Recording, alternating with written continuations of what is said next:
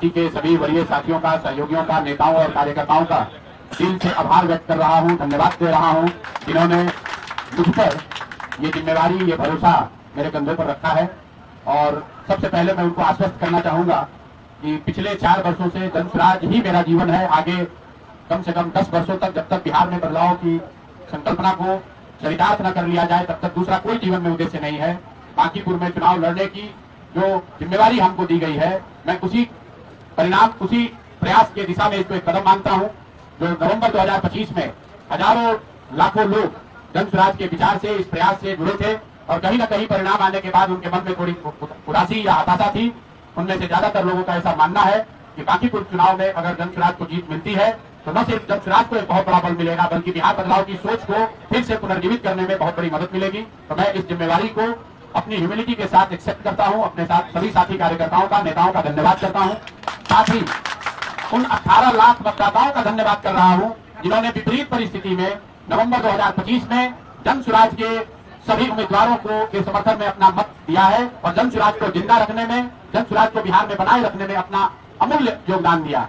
आने वाले भविष्य में जनसुराज की यात्रा चाहे जितनी बड़ी हो, लेकिन जिन पहले 18 लाख मतदाताओं ने नवंबर 2025 में हम लोगों को वोट दिया, मैं उनका सबका हृदय से आभार व्यक्त करता हूं। और अंत में बांकीपुर के वो सभी मतदाता साथी जिन्होंने पिछले 1-1.5 महीनों से हम लोगों को व्यक्तिगत तौर पर या कार्यकर्ताओं साथियों के माध्यम से ये बताया कि हर हालत में मुझे बिहार में स्थिति के सुधार के लिए, बिहार में बदलाव के लिए खुद उतरकर चुनाव लड़ना चाहिए। मैं उनको इतना ही आश्वस्त कर सकता हूं कि मैं अपनी पूरी ईमानदारी से आपके इस सोच के साथ जुड़कर बांकीपुर का चुनाव लड़ने का प्रयास करूंगा। और अगर आपका आशीर्वाद मिला, जीत कर आए, तो मैं आपको आश्वस्त कर रहा हूं कि आपकी भावनाओं के अनुरूप, आपकी इच्छा अपेक्षा के अनुरूप काम करने का प्रयास करेंगे।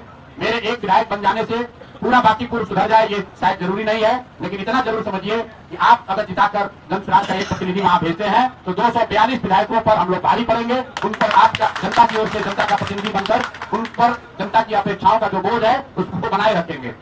अंत में मैं आपको ये बताना चाह रहा हूं कि हम लोग की नजर में जो बांकीपुर का चुनाव है, ये पिछले 6 महीने में सम्राट चौधरी जी के नेतृत्व में चल रही एनडीए सरकार के कामकाज पर, उस सरकार के चाल चरित्र चेहरा पर, उनकी नीति पर, उनके नियमावली पर जनता का एक जनमत होने जा रहा है।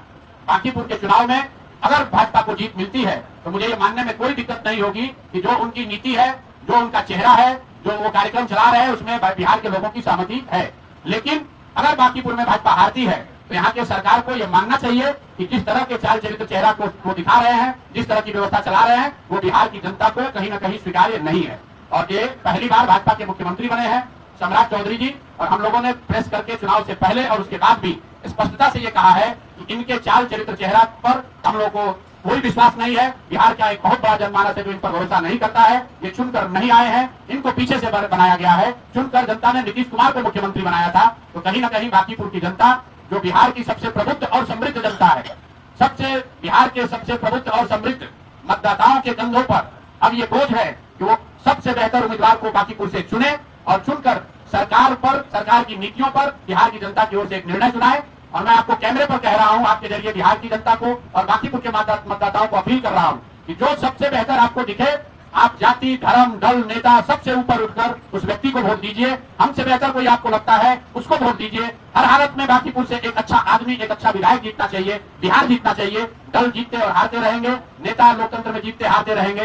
राज्य का विकास हो, राज्य में बदलाव हो, राज्य में सुधार हो, उसके लिए जरूरी है कि बिहार से एक अच्छा व्यक्ति, बांकीपुर से अच्छा व्यक्ति जीते। इसी अपील के साथ मैं अपनी बात खत्म कर रहा हूँ। बहुत बहुत धन्यवाद।